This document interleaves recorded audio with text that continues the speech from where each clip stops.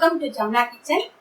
இன்னைக்கு ரெசிபி நம்ம வெண்டைக்காய் டீப் ஃப்ரை பண்ண போறோங்க. அதுக்கு தேவையான பொருட்கள் என்னென்னு பார்க்கலாம். அதுக்கு முன்னாடி என்னோட ஜமுனா கிச்சனை சப்ஸ்கிரைப் பண்ணாதவங்க சப்ஸ்கிரைப் பண்ணுங்க. வெண்டைக்காயை தலையும் இந்த வாழையும் எடுத்துட்டு இந்த மாதிரி நாளா வகுந்துக்கணும். இவ்வளோ பெருசா வேண்டாம் அப்படின்னா நீங்க இதையும் கட் பண்ணி இந்த மாதிரி பீசஸா நம்ம போட்டு இதை டீப் ஃப்ரை பண்ணுவோங்க.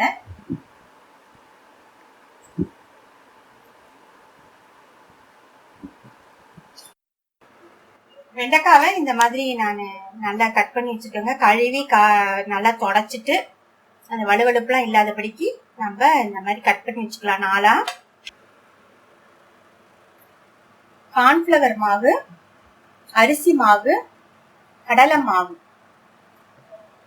ரெட் சில்லி பவுடர், தனி மிளகாய் தூள், உப்பு, தூள் உப்பு, மஞ்சள் பொடி, எண்ணெய், எலுமிச்சம் பழம் ஒரு அரை பழம் இதுல புளிய போறோம். நான் சேர்க்கலாம்னு சொல்றேன்.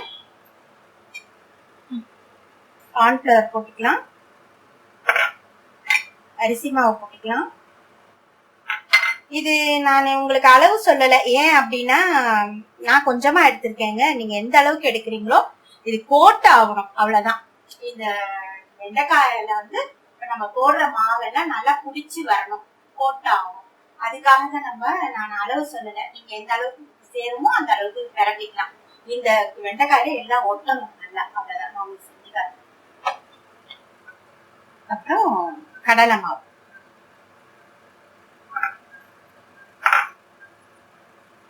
நம்ம காரத்துக்கு ஏற்ற மாதிரி மிளகாய் பொடி, மஞ்சள் பொடி, உப்பு, அப்புறம் இதுல லெமன் ஒரு அரை பழம் புழிஞ்சுக்கலாம்.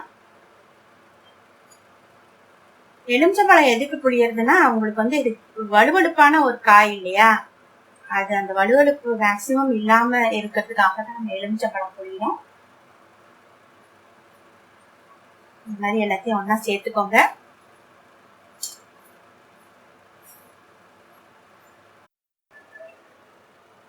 நம்ம வெண்டைக்காய இந்த பவுடர்ல சேர்த்துக்கலாம். வெறும் வெண்டைக்காய் மட்டும் சேர்த்தா போதும், இதெல்லாம் தேவையில்லை. நல்ல போட்டு ஆகணுங்க. இப்ப இது ஒட்டலை அப்படின்னு நீங்க இது நல்லா ஒட்டிரும், இதுவே ஒட்டிரும் நல்லா. ஏன்னா இதுல வலுவலுப்பு தன்மை இருக்கிறதுனால உங்களுக்கு வந்து நல்லா போட்டாயிரும். இப்ப எல்லா மாவும் நல்லா போட்டு ஆகணும், கொஞ்சம் திக்கா கிறிஸ்பியா இருக்கணும் அப்படின்னு நினைச்சீங்கன்னா ரொம்ப லைட்டா தண்ணிய ஸ்ப்ரிங்கிள் பண்ணிக்கோங்க, தெளிச்சு விட்டுக்கோங்க. அப்ப உங்களுக்கு எல்லா பவுடரும் இதுல நல்லா ஒட்டிக்கும்.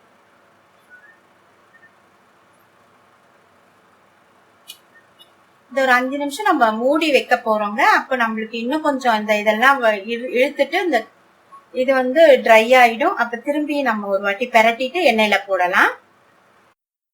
பாருங்க, ஒரு 2 நிமிஷம் ஊற வச்சதுக்கு அப்புறமா நல்லா இந்த மாதிரி கோட்டா இருக்கு. உங்களுக்கு கோட்டை ஆகாத மாதிரி இருந்தா லைட்டா தண்ணி தெளிச்சு இன்னும் கொஞ்சம் மாவு போட்டு நல்லா பிசைஞ்சுக்கோங்க. அவ்வளவுதான். வாங்க,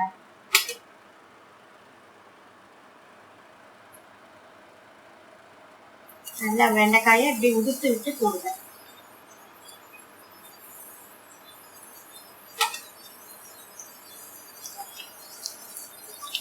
கொஞ்சம் நேரம் பொறுத்து கரண்டி விடுங்க, இல்லைன்னா வெண்டைக்காயில இருந்து தனியா எல்லாம் தனியா உண்டு. மீடியம் ஃப்ளேம் வச்சுக்கோங்க. பாருங்க இப்படி கோட்டா இருக்கு.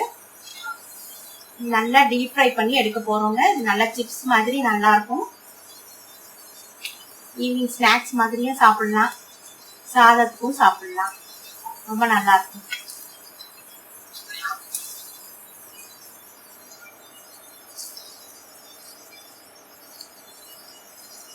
நல்லா அந்த சலசலப்பு அடங்கினதுக்கு அப்புறமா நம்ம வெண்டைக்காய் எடுத்துடலாம். ஆமா, லோ ஃப்ளேம்ல இது வந்து மாதிரி ஓசை அடங்கிடணும், சலசலப்பெல்லாம் அடங்கிட்டு நல்லா பார்த்தாலே தெரியும், நல்ல கருமை ஃப்ரை ஆயிருக்குன்றது நல்லா தெரியும். இந்த டைம்ல நம்ம எடுத்துடலாம்.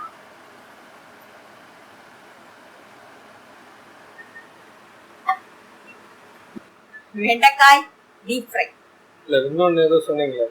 அது பிந்தி அப்படின்னா வெண்டைக்காய்க்கு ஹிந்தியில பிந்தின்னு சொல்லுவாங்க. பிந்தி குர்குரே. குர்குரே கரெக்ட் முறுக்குன்னு இருக்கிறதுனால குர்குரே.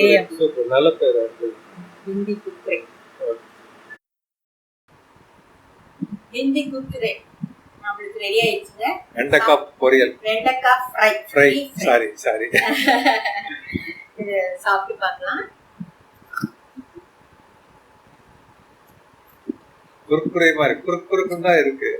ஆமா, சவுண்ட் எல்லாம் கிறிஸ்பியா இருக்குங்க, ரொம்ப நல்லா இருக்கு. நீங்களும் இதே மாதிரி ட்ரை பண்ணி பாருங்க. இப்போ வந்து பிந்தி குர்குரே வெண்டைக்காய் டீப் ஃப்ரை. ஓகே பண்ணிருக்காங்க. டேஸ்ட் பண்ணி பார்த்தேன், ரொம்ப டேஸ்டா இருக்கு. வெண்டைக்காய் பக்கோடா. இந்த வீடியோ உங்களுக்கு பிடிச்சிருந்ததுனாக்க ஜமுனா கிச்சனுக்கு சப்ஸ்கிரைப் பண்ணுங்க, லைக் பண்ணுங்க, ஷேர் பண்ணுங்க ஃப்ரெண்ட்ஸுக்கு. தேங்க்யூ.